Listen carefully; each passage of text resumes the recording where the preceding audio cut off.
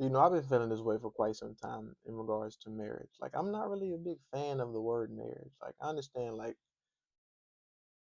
I I like the idea of relationships, agreements, maybe even covenants, though. But like marriage, because I'm not a fan of marriage because it goes along with the system, right? Like, why do you need to have paperwork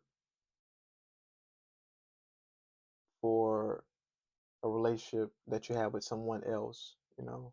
That's outside of the system, right? Now you're bringing two people together along with the system. They have some kind of documentation or proof of quote unquote ownership of these individuals that have amongst each other. You know what I'm saying? Like, and then then you got to pay to get licensing, marriage licenses. Like, there's a lot of stuff why I'm not really too fond of the word marriage and just marriage itself. Because how come two people can't just have a relationship? Like, why do you need to have uh, a show? That's what it is. It's a show. It's putting on a front. It's entertainment. Might as well just call it entertainment, right? Let's call it you putting on an entertainment show to say that y'all have an agreement amongst each other to share with other people. I mean, that's what it is, in my opinion. Like I say, I know people are going to disagree with me. I don't really care, but um, I find it in a perspective where is putting money into the system where it really doesn't need to be going to the system. Or you can just have relationships and just let it be. Understand that nowadays, especially with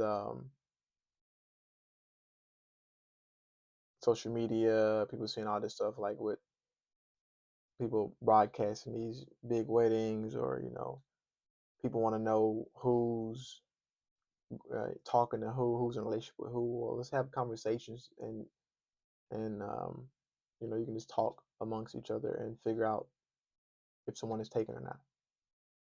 Or matter of fact, let's even go to another level. Let's not sexualize everything.